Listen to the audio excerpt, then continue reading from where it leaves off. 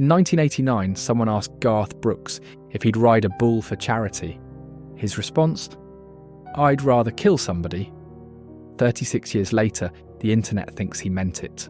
120 missing persons, 90 unsolved murders, every single one in a city where Brooks performed.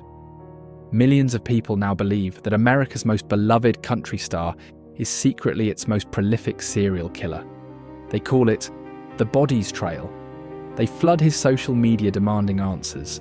They've mapped out 4 decades of death. And the strangest part? It all started as a joke that nobody remembers is a joke. Welcome to the Rabbit Hole Chronicles. I'm Percival Blackwood. Right now, as you're listening to this, there are viral TikTok videos with millions of views mapping out what they call the Bodies Trail, a cross-country pattern of death that follows America's best-selling solo artist from venue to venue. Indianapolis, 1993. A young woman walks home from a bar just blocks from Market Square Arena where Brooks is performing. She never makes it. Chicago, same year. 3 women vanish in 1 week while Brooks plays 6 sold-out shows. Oklahoma, 1982. A college student is murdered near the campus where Brooks was a student.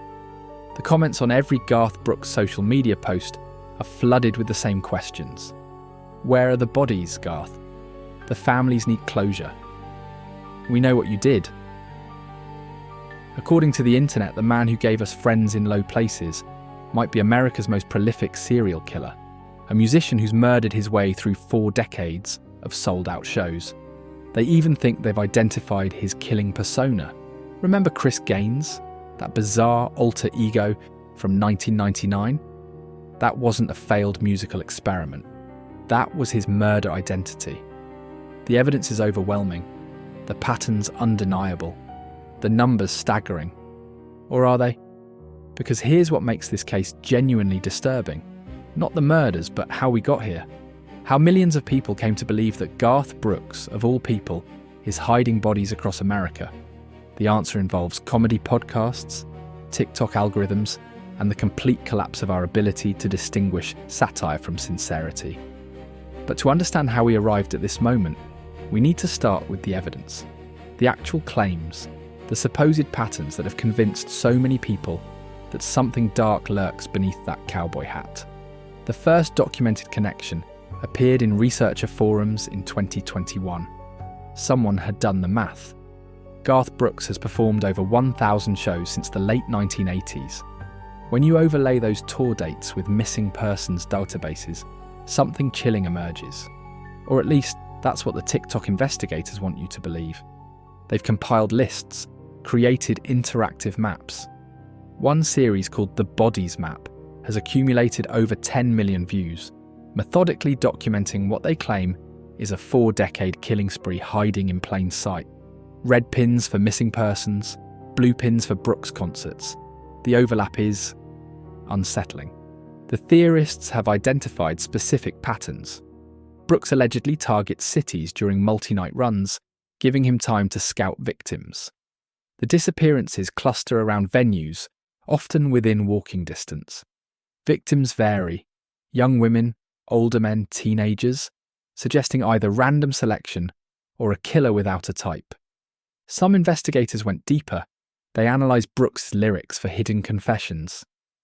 The Thunder Rolls, with its domestic violence themes. Papa Loved Mama, about jealous murder. Two of a Kind, Working on a Full House. Obviously code for the number of bodies. Then there's the Chris Gaines connection. In 1999, Brooks didn't just create an alter ego, he became someone else entirely. Lost weight, grew his hair, develops a completely different persona with its own detailed backstory. An Australian rock star who survived a near-fatal car accident, had reconstructive facial surgery, and made dark, brooding music. The conspiracy theorists see this as Brooks's murder identity finally surfacing. Classic dissociative behaviour, they claim. The kind of complete transformation you'd expect from someone living a double life. He even hosted Saturday Night Live as both personalities in the same episode. 2 people in one body. By 2025, the evidence seemed overwhelming. Hundreds of cases. documented patterns, strange behaviour, an alter ego, and those comments, millions of them now, on every single Garth Brooks post. Where are the bodies? Had become more than a question. It was an accusation, a demand for justice. So how did law enforcement respond to these allegations? They didn't. No FBI investigation, no police task force, no official statement. Despite viral videos claiming 90 murders across multiple states, which would make Brooks one of the most prolific serial killers in American history, authorities showed zero interest. That's when you might start wondering, if the evidence is so overwhelming, why isn't anyone taking it seriously? The answer requires going back to October 2018, to a moment that would change Garth Brooks' life forever. Not a murder, not a disappearance, but two comedians watching Facebook. Segura starts riffing. What he's thinking about is all the bodies he's got stacked in graves in his yard. He's probably killed 200 to 300 people in his life. It's dark humour. Absurdist comedy. The kind of thing comedians say to get a laugh from their audience. Segura's whole bit is that Brooks's overly earnest social media presence gives off weird vibes, like that uncle who smiles too much at family reunions. The podcast fans thought it was hilarious. They started flooding Brooks's social media with comments. "Where are the bodies, Garth?" became their calling card. Every Instagram post, every Facebook update. Within minutes, the comments would fill with variations of the joke. "The families need closure. Please return my grandma. Garth, we know what you did." By 2019, it had become a full-blown trolling campaign. Fans brought signs to Brooks's concerts. One brilliant troublemaker actually got "Where are the bodies?" onto the Jumbotron at an arena show. He held up an innocent message first to get the camera's attention, something like "Hi Mom," then flipped it around to reveal the real message. Security was not amused. The comments became so persistent that by 2022, virtually any Brooks post would be flooded within minutes. A cheerful tour announcement? The families need closure. A charity event? We know what you did. A holiday greeting. Please return my grandma. Country music outlets started noticing. Whiskey Riff ran an article in June 2022 trying to explain why Brooks' Instagram looked like a true crime forum. By November, Saving Country Music documented that the meme had reached the highest echelons of entertainment. Brooks never acknowledged it publicly, though reports surfaced that he'd blocked Tom Segura on Instagram. Segura mentioned it on his podcast, and conspiracy fans ironically interpreted the block as evidence Brooks was hiding something. Why block a comedian unless he's onto something? They asked. For about 3 years, this remained what it was. A niche internet joke. People in on the gag knew it was satire, like when everyone pretended birds aren't real or that Finland doesn't exist. It was performance art, collective trolling. But here's where things take a turn. Around 2021, something shifted. The joke started mutating. New people discovered the "Where are the bodies?" comments without the context. They didn't know about Tom Segura's podcast. They just saw thousands of people asking a country star about hidden bodies. Then the TikTok true crime community got hold of it. Suddenly, there were videos with ominous music and red string connecting pushpins on maps. Young creators, some joking, some seemingly serious, started making documentaries about the Garth Brooks murders. They'd overlay his tour dates with missing persons reports, draw circles around cities where he performed, add dramatic narration about patterns too disturbing to ignore. The numbers started appearing. 120 missing persons, 90 unsolved murders, all supposedly connected to Brooks' tour schedule. Let me tell you something about these numbers. They're completely made up. No law enforcement agency has ever confirmed them. No journalist has verified them. Someone on TikTok said it. It sounded specific enough to be credible, and it became fact. But the videos kept coming. The bodies map. Every city has a story. What Garth doesn't want you to know. By 2023, the algorithm had done its work. millions of views, thousands of shares, and a growing number of people who couldn't tell if this was real or not. Let's talk about the supposed evidence, because this is where it gets genuinely interesting, not as proof of murder, but as a case study in how confirmation bias works. The theorists claim that if you map out Brooks's 1,000+ tour dates over his career and overlay them with missing persons cases, you get perfect alignment. Their smoking gun? Quotes like this: Indianapolis, 1993. A young woman walks home from a bar just blocks from Market Square Arena and disappears. Brooks was playing Market Square that night. Chicago, 1993. 3 women disappear in unrelated cases in the same week. Brooks sold out consecutive nights at the Rosemont Horizon. Sounds compelling, right? Until you think about it for 5 seconds. Garth Brooks has played over 1,000 shows in his career. He's performed in every major city in America, most of them multiple times. Meanwhile, there are approximately 600,000 missing persons. Reports filed in the United States every year. That's 1,600 per day. You could probably link any touring musician to missing persons cases if you tried hard enough. Hell, someone actually did this with Tom Segura's tour dates as a joke, proving he was also a serial killer. Science communicator Rebecca Watson tried to debunk this by randomly picking one of Brooks's 2022 tour stops, Buffalo, New York. Within minutes, she found an unrelated murder that occurred the night before his show. Not because there's a connection, but because terrible things happen every day in every city in America. The supposed correlation between Brooks's tours and crimes is what researchers call illusory pattern perception. Our brains are wired to find patterns, even where none exist. Throw in some confirmation bias, actively looking for crimes near tour dates while ignoring all the dates where nothing happened, and you've got yourself a conspiracy. As one skeptic put it, the map of Brooks' tour stops that supposedly correlates with crimes is basically just a map of America. He's played everywhere. Crimes happen everywhere. Therefore, correlation. It's like saying umbrellas cause rain because you always see them together. But my favourite piece of evidence is when people bring up Chris Gaines. For those who don't remember this magnificent disaster, in 1999 Garth Brooks decided to create an alter ego, a brooding alt-rock musician named Chris Gaines, complete with a soul patch, guy liner, and an entire fictional backstory about being an Australian rock star who survived a near-fatal car accident. Brooks grew his hair out, lost weight, and did an entire media tour in character. He hosted Saturday Night Live as both Brooks and Gaines. There was supposed to be a movie called The Lamb that never got made. The album tanked spectacularly. It was one of the most bizarre career moves in music history. Brooks himself later admitted it was a mistake, saying he scared people with the transformation.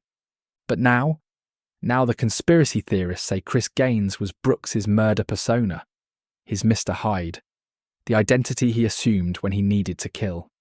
They point to the dark lyrics, the complete physical transformation, the fact that Brooks seemed to fully inhabit this alternative personality. Classic dissociative identity disorder, one TikTok psychologist claimed, with zero evidence or qualifications. I'm sorry, but if you're going to create a secret identity for murder, you probably don't release an album about it. Do a VH1 Behind the Music special and perform on national television.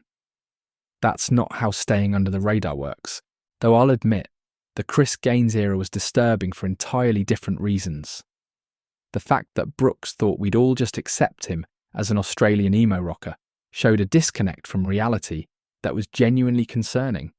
What fascinates me about this whole saga isn't the conspiracy itself, it's how it evolved.